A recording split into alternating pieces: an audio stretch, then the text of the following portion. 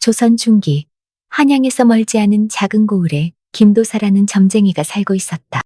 그의 본명은 김진수였지만 점괘가 신통방통해서 고을 사람들은 모두 그를 김도사라고 불렀다. 김도사의 점술 실력은 정말로 하늘이 내린 재주였다. 김도사의 점술 실력은 그야말로 귀신이 곡할 정도였다. 언제 비가 올지, 언제 가뭄이 들지, 누가 과거에 급제할지, 누가 딸아들을 낳을지까지 모든 것을 척척 맞췄다. 심지어 어느 마을의 부잣집 영감이 몰래 기생집에 드나드는 것까지 정확히 알아맞혀서 온 동네가 떠들썩했던 적도 있었다. 그때 일이 참 재미있었는데 그 영감의 부인이 김도사를 찾아와서 우리 영감이 요즘 들어 밤마다 늦게 들어오는데 혹시 무슨 일이 있는 건 아닐까요? 라고 물었다. 김도사가 점을 쳐보더니 얼굴이 난색이 되어 부인, 이 점괘가 좀 그런데 라고 말을 흐렸다. 부인이 아무리 나쁜 일이라도 말씀해 주세요 라고 하자 김도사는 할 수 없이 영감님이 꽃가마를 타고 계시는 것 같습니다 라고 둘러서 말했다. 부인은 처음에는 무슨 뜻인지 몰랐지만 곧 김도사의 말뜻을 알아차리고는 화가 머리끝까지 치밀어 올랐다. 그날 밤 영감이 술에 취해 비틀거리며 들어오자 부인이 빨래방망이를 들고 나타나서 이 늙은 너구리야 기생집에서 놀아났구나 라며 한바탕 난리를 쳤다. 다음 날 영감은 무릎을 꿇고 빌며 다시는 그런 곳에 가지 않겠다고 맹세했다고 한다. 그 후로 김도사의 점술 실력은 더욱 유명해졌고 먼 곳에서까지 사람들이 찾아올 정도였다. 하지만 김도사에게는 한 가지 큰 고민이 있었다. 다른 사람들의 운명은 모두 환히 들여다볼 수 있지만 정작 자신의 운명만은 전혀 알 수 없었던 것이다. 마치 자신의 등을 자신이 볼 수 없는 것처럼 점쟁이는 자신의 일만큼은 점을 칠 수 없는 것이 세상의 이치였다. 이 때문에 김도사는 늘 답답한 마음을 안고 살아야 했다. 김도사는 이미 쉰을 훌쩍 넘긴 나이였지만 아직도 홀몸이었다. 젊을 때부터 점 보는 일에만 몰두하며 살다 보니 장가갈 기회를 계속 놓쳐버린 것이다. 물론 중매쟁이들이 몇 번 좋은 처녀를 소개해주기도 했지만 김도사는 번번이 거절했다. 아내도 없고 자식도 없는 그에게는 자신의 소중한 점술 기법을 물려줄 사람이 없었다. 이것이 김도사의 가장 큰 걱정거리였다. 사실 김도사가 홀몸으로 지내는 데에는 다른 깊은 이유도 있었다. 그는 평생 하늘의 뜻을 엿보며 살아왔는데 너무 많은 천기를 세상에 누설한 것이 아닌가 하는 두려움이 늘 마음 한구석에 자리 잡고 있었다. 혹시 그 때문에 하늘이 자신의 집안에 불운을 주고 자신에게 후사를 주지 않는 것은 아닐까 생각하며 이를 운명으로 받아들이고 체념하며 살아왔던 것이다. 그런데도 김도사가 가장 아쉬워하고 안타까워하는 것은 자신이 죽으면 이 훌륭하고 신비로운 점술이 세상에서 완전히 사라져버린다는 점이었다. 그의 점술은 단순히 재주나 기술만이 아니라 수십 년 동안 온몸으로 쌓아온 귀중한 경험과 깊은 지혜가 고스란히 담긴 소중한 유산이었기 때문이다. 이런 보물 같은 기술이 자신과 함께 땅속에 묻혀버린다고 생각하니 김도사는 밤마다 잠을 이루지 못할 정도로 마음이 아팠다. 어느 쌀쌀한 가을날 저녁, 김도사는 이웃 마을에서 점을 봐주고 돌아오는 길이었다. 그날은 아침 일찍부터 찾아온 손님들이 줄을 이어서 유난히 바쁜 하루를 보냈다. 새벽같이 일어나서 해가 뉘엿뉘엿 서산으로 넘어갈 때까지 쉴 틈 없이 일을 했던 것이다. 마지막 손님은 아들을 잃고 통곡하는 어머니였는데 아들이 전쟁터에서 실종되었다는 소식을 듣고 찾아온 것이었다.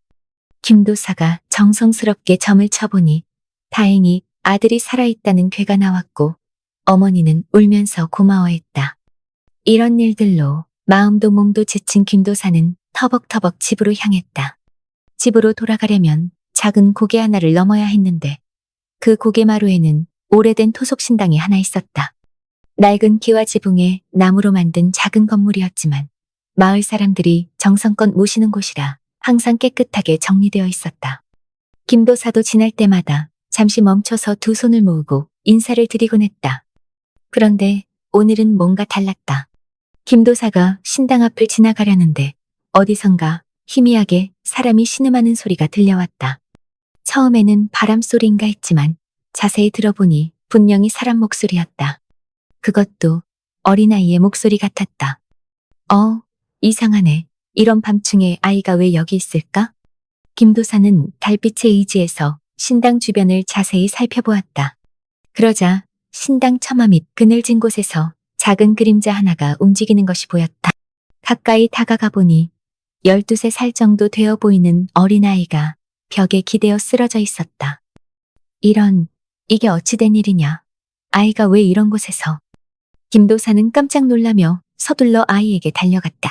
아이는 얼굴이 누렇게 뜨고 몸이 깡마른 게 여러 날 굶은 것이 분명했다. 입술은 바짝 말라 갈라져 있었고 눈은 움푹 들어가 있었다. 숨은 가늘게 쉬고 있지만 의식을 잃고 축 늘어져 있었다. 김도사가 손을 대어보니 몸이 차갑고 맥박도 매우 약했다. 큰일이구나. 어린아이가 얼마나 고생했으면 이 지경이 되었을까. 김도사는 서둘러 자신이 항상 가지고 다니던 물통과 보자기에 싸둔 보리떡을 꺼냈다. 아이의 머리를 조심스럽게 자신의 무릎에 올리고 물을 조금씩 입안에 흘려 넣었다. 그리고 보리떡을 물에 불려서 부드럽게 만든 다음 숟가락으로 조금씩 떠서 아이의 입안에 넣어주었다. 한참을 그렇게 정성스럽게 돌보자 아이가 서서히 눈을 뜨기 시작했다. 처음에는 초점이 없던 눈이 점점 또렷해지더니 김도사의 얼굴을 바라보았다. 아이는 김도사가 누군지 몰라서 잠시 겁을 먹은 듯 했지만 곧 자신을 구해준 사람이라는 것을 깨달았다. 아이야, 정신이 드느냐? 몸은 괜찮으냐? 아픈 곳은 없느냐? 김도사의 다정하고 따뜻한 목소리를 듣자 아이는 눈물이 글썽해지며 벌떡 일어나 무릎을 꿇었다. 비록 몸은 약해져 있었지만 예의를 차리는 모습을 보니 제법 괜찮은 집안에서 자란 아이인 것 같았다. 은희님, 목숨을 구해주셔서 진심으로 고맙습니다. 이 큰 은혜는 죽을 때까지 절대로 잊지 않겠습니다. 언젠가 꼭 보답하겠습니다. 아이의 말투가 또박또박하고 예의가 바른 것을 보니 비록 지금은 거짓골이지만 원래는 제법 좋은 가문 출신인 것이 분명했다. 김도사는 아이의 차분하고 의젓한 모습에 감동했다. 그런 말은 하지 말고 일단 일어나거라. 아이가 이런 깊은 산중에서 혼자 무엇을 하고 있었느냐? 부모님은 어디 계시고 집은 어디인데 이런 곳에 쓰러져 있었느냐? 김도사의 다정한 목소리와 걱정스러운 표정을 보자 아이는 더 이상 참을 수 없다는 듯이 눈물을 글썽이며 자신의 슬픈 사연을 털어놓기 시작했다. 저는 박영달이라고 합니다. 원래는 저 너머 고개 건너편 마을에서 살았는데 어릴 때 부모님이 모두 돌아가셔서 큰아버지 댁에서 살게 되었습니다. 박영달의 이야기를 들으니 참으로 가슴 아픈 사연이었다. 영달이 겨우 5살 때 아버지가 병으로 세상을 떠났고 어머니는 남편을 잃은 슬픔으로 몸져 누워 있다가 이듬해 봄에 따라서 세상을 떠났다고 했다. 그래서 할 수 없이 큰아버지 댁에 얹혀 살게 되었는데 거기서 온갖 구박을 받으며 자랐다는 것이었다. 큰아버지는 그럭저럭 저를 챙겨주셨지만 큰어머니는 처음부터 저를 곱게 보지 않으셨습니다. 저를 남의 집 애라고 하시며 밥 한 그릇 먹는 것도 아까워하셨어요. 큰아버지가 계실 때는 그나마 괜찮았는데 큰아버지가 장사차 한양으로 떠나신 사이에 큰어머니가 저를 내쫓으셨습니다. 영달의 말을 들어보니 큰어머니는 정말 마음씨가 고약한 사람인 것 같았다. 어린 조카를 어떻게 그렇게 매정하게 내쫓을 수 있단 말인가. 김도사는 분노가 치밀어 올랐지만 영달 앞에서는 애써 참았다. 그래서 며칠째 굶고 헤매고 있었던 것이구나. 정말로 가엾고 불쌍한 아이로다. 그런 고생을 혼자서 견뎌내다니. 김도사는 박영달의 이야기를 들으며 마음이 무척 아팠다. 동시에 이상하고 신기한 느낌이 들었다. 마치 하늘이 일부러 자신에게 이 아이를 보내준 것 같은 묘한 기분이었다. 평소 같으면 불쌍한 아이를 도와주고 밥이라도 사주고 그냥 보내는 것이 고작이었을 텐데 오늘은 왠지 이 아이를 그냥 보낼 수가 없었다. 마음 깊은 곳에서 뭔가가 꿈틀거리며 올라오는 것을 느꼈다. 영달아, 너에게 한 가지 중요한 것을 물어보고 싶은 것이 있다. 네, 은희님. 무엇이든 말씀해 주세요. 김도사는 잠시 망설였다. 갑자기 떠오른 생각이었지만 이것이 정말 하늘이 내린 기회일지도 모른다는 생각이 들었다. 그동안 자신의 점수를 이어받을 후계자를 찾지 못해 고민했는데 어쩌면 이 아이가 그 답일 수도 있었다. 만약 내가 너를 내 아들로 삼겠다고 한다면 너는 어떻게 생각하겠느냐? 물론 양아들이긴 하지만 진짜 아들처럼 키우고 가르치고 싶다. 박영달은 김도사의 말을 듣고 깜짝 놀라며 두 눈을 크게 떴다. 자신의 귀를 의심하는 듯한 표정으로 김도사를 쳐다보았다. 마치 꿈을 꾸는 것 같다는 표정이었다. 정말로 저 같은 아이를 아들로 삼아주시겠다는 말씀이신가요? 저는 아무것도 가진 게 없고 아무 재주도 없는 고아입니다. 그렇다.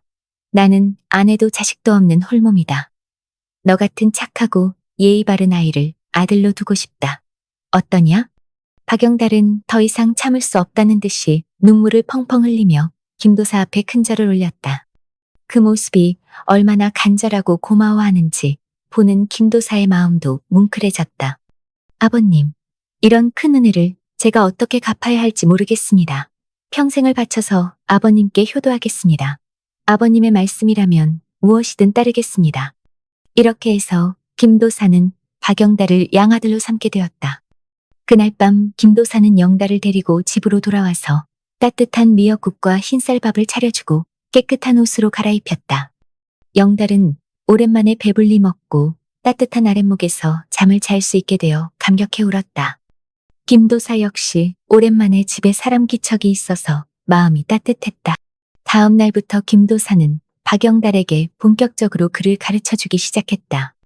영달은 머리가 매우 좋아서 천자문부터 시작해서 사서삼경까지 금세 따라잡았다. 뿐만 아니라 김도사가 점을 보는 것을 옆에서 지켜보며 점술에도 남다른 관심과 재능을 보이기 시작했다. 아버님, 저도 점 보는 법을 배우고 싶습니다. 영달의 간절한 부탁을 들은 김도사는 무릎을 탁 쳤다. 이것이야말로 하늘이 내린 절호의 기회가 아닌가 싶었다.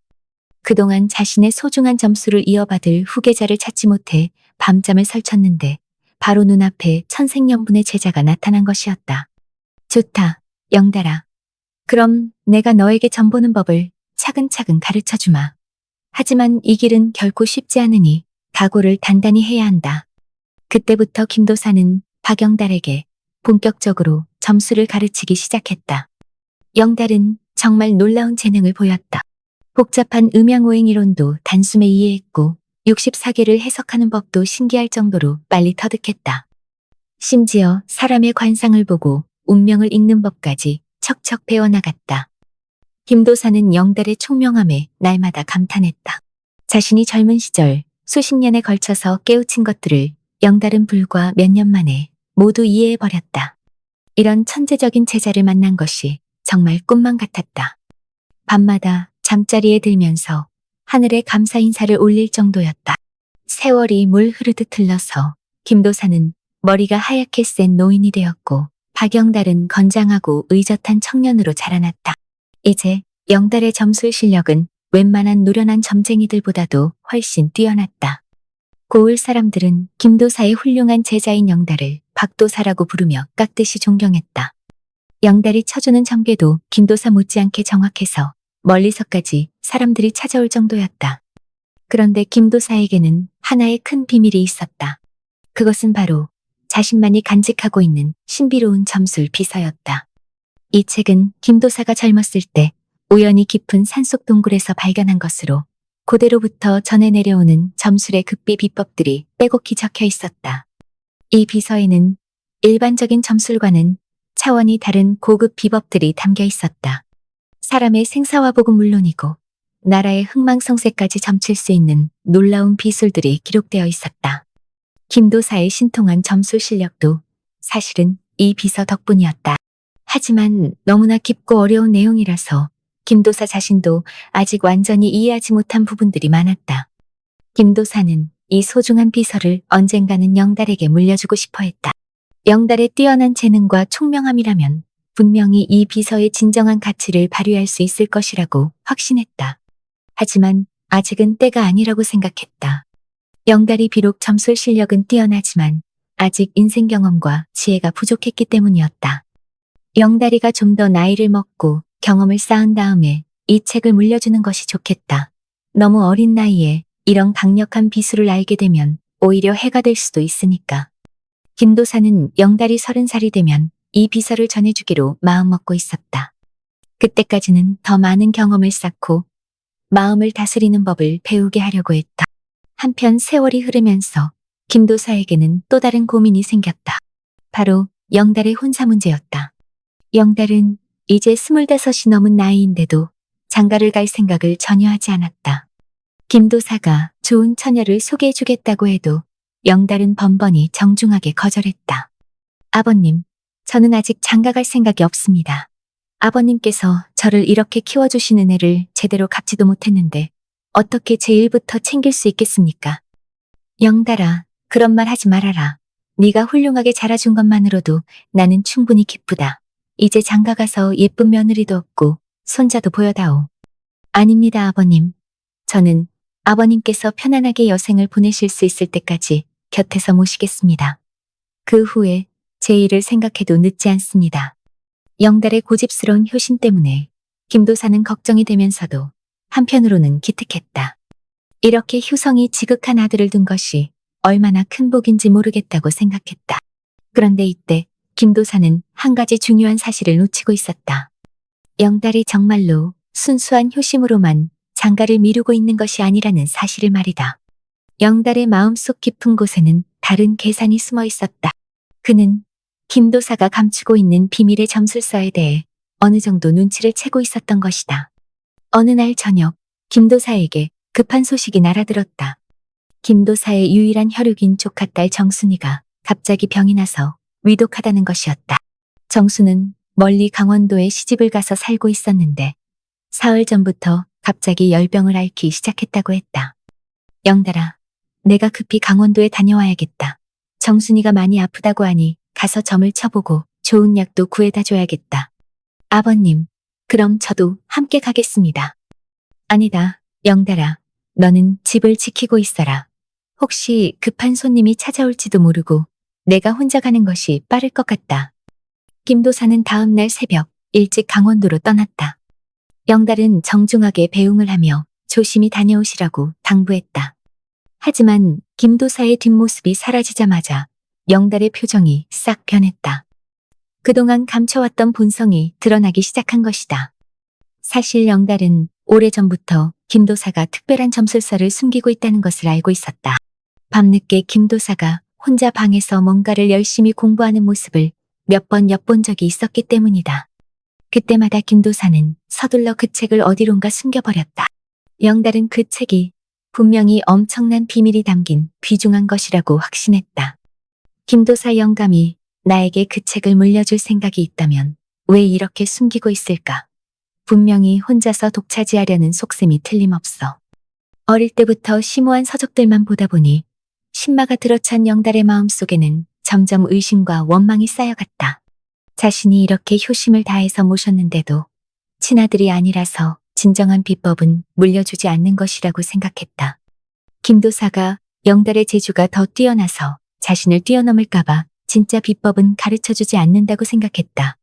그런 마음이 세월이 흐르면서 점점 커져서 이제는 김도사에 대한 고마움보다는 원망이 더 큰 상태가 되어 있었다. 영달은 이번 기회를 놓칠 수 없다고 생각했다. 김도사가 며칠간 집을 비운 사이에 그 비밀스러운 책을 찾아서 빼돌린 다음 다른 곳으로 도망가 버리면 된다고 계획했다. 그러면 그 놀라운 점술서의 주인이 자신이 될 수 있을 것이었다. 김도사가 떠난 그날 밤, 영달은 집안 곳곳을 뒤지기 시작했다. 김도사의 방부터 시작해서 사랑채, 안채, 심지어 창고까지 샅샅이 뒤졌지만 그 책을 찾을 수 없었다. 분명히 어딘가에 숨겨놨을 텐데 도대체 어디에 있는 것일까? 이틀째 되는 날, 영달은 마침내 그 책을 발견했다. 김도사의 침실 벽장 깊숙한 곳에 비밀 공간이 있었고 그곳에 붉은 비단으로 정성스럽게 포장된 책이 숨겨져 있었던 것이다. 영달은 가슴이 뛰며 그 책을 꺼내서 펼쳐보았다. 역시 이 책에는 정말 대단한 비법들이 적혀 있구나. 책을 훑어보니 자신이 상상했던 것보다도 훨씬 놀라운 내용들이 빼곡히 적혀 있었다. 이런 비법을 익히면 천하의 제일가는 점술가가 될 수 있을 것 같았다. 영달은 욕심에 눈이 멀어서 당장 이 책을 가지고 어디론가 도망가고 싶은 충동을 느꼈다. 하지만 문제가 하나 있었다. 김도사가 예정보다 일찍 돌아올 수도 있다는 것이었다. 그렇게 되면 책이 없어진 것을 금세 알아차릴 것이고 자신을 의심하게 될 것이었다. 영달은 좀 더 확실한 방법을 생각해냈다. 아예 김도사를 제거해버리는 것이었다. 그래, 그 영감을 없애버리면 모든 것이 깔끔하게 해결돼. 어차피 나이도 많으니까 자연사한 것처럼 꾸미면 아무도 의심하지 않을 거야. 영달은 부엌에서 날카로운 칼 하나를 몰래 꺼내서 품속에 숨겼다. 그리고 김도사가 돌아오기를 기다렸다. 사흘 후 저녁, 김도사가 강원도에서 돌아왔다. 다행히 조카딸의 병이 많이 나아져서 마음이 놓인 상태였다. 영달은 평소처럼 반갑게 맞이하며 짐을 받아들었다. 아버님, 고생 많으셨습니다. 정수 누나는 어떻게 되었습니까? 다행히 많이 나아졌다. 내가 쳐본 점괘로는 곧 완전히 회복될 것 같구나. 김도사는 피곤한 기색을 보이며 방으로 들어가서 쉬려고 했다. 영달은 겉으로는 평상시와 다름없이 행동했지만 마음속으로는 결심을 굳히고 있었다. 오늘 밤이 바로 실행할 때라고 생각했다. 밤이 깊어서 모든 것이 조용해졌을 때 영달은 칼을 품에 숨기고 김도사의 방으로 조용히 들어갔다. 김도사는 하루 종일 길을 걸어와서 피곤했던지 깊이 잠들어 있었다. 영달은 잠시 망설였다. 그동안 자신을 친아들처럼 돌봐준 은인을 정말로 해치는 것이 옳은 일일까 하는 생각이 들었다. 하지만 이미 마음에 탐욕이 가득 찬 그에게 그 비밀스러운 점술서에 대한 욕심이 더 컸다. 영달은 마음을 독하게 먹고 칼을 꺼내 들었다. 그런데 바로 그때였다. 갑자기 문이 벌컥 열리면서 여러 명의 포졸들이 우르르 들어왔다. 영달은 깜짝 놀라서 칼을 떨어뜨렸다. 내 놈이 박영달이냐? 살인미수 혐의로 체포한다. 포졸들은 영달을 단숨에 붙잡아서 결박했다. 영달은 완전히 당황해서 무슨 일인지 이해할 수 없었다. 도대체 어떻게 자신의 계획을 알았다는 말인가? 이때 방 밖에서 김도사가 들어왔다. 영달은 김도사를 보고 더욱 놀랐다. 분명히 잠들어 있었는데 어떻게 깨어 있는 것일까? 영달아, 네가 나를 해치려 한다는 것을 이미 다 알고 있었다. 김도사의 목소리에는 깊은 슬픔이 배어 있었다. 자신이 그토록 아끼고 사랑했던 양아들이 자신을 배신하려 했다는 사실이 너무나 가슴 아팠다. 아버님, 그게 아닙니다. 저는 그만두어라. 네가 며칠 전부터 내 방을 뒤지고 있는 것도 알고 있고 비밀 점술서를 찾아서 가져가려 한다는 것도 다 알고 있다. 사실 김도사는 진짜 점술가답게 영달의 변화를 미리 감지하고 있었다. 강원도에 간다고 거짓말을 한 채로 이웃 마을에 숨어서 영달의 행동을 지켜보고 있었던 것이다. 그리고 영달이 실제로 자신을 해치려 한다는 것을 확인한 후 관청에 신고해서 포졸들을 데려온 것이었다. 영달아, 나는 정말로 너를 친아들처럼 사랑했는데 어떻게 이런 마음을 품을 수 있었느냐. 김도사는 눈물을 흘리며 말했다. 영달은 이제 와서 후회가 되었지만 이미 늦었다. 포졸들에게 끌려가면서 영달은 큰 소리로 외쳤다. 아버님, 저를 용서해 주세요. 제가 잘못했습니다. 하지만 김도사는 고개를 돌리고 말았다. 너무나 큰 배신감과 실망감에 괴로워 더 이상 영달을 볼 수가 없었다. 영달은 결국 관청으로 끌려가서 모든 죄를 자백하고 극형을 받았으나 김도사의 간곡한 요청으로 곤장백대와 유배형만을 받아 멀리 떠났다. 김도사는 그 후로 다시는 제자를 받지 않았고 신비한 점술서도 태워버렸다. 김도사는 하늘을 보며 깊은 한숨을 쉬며 얘기했다.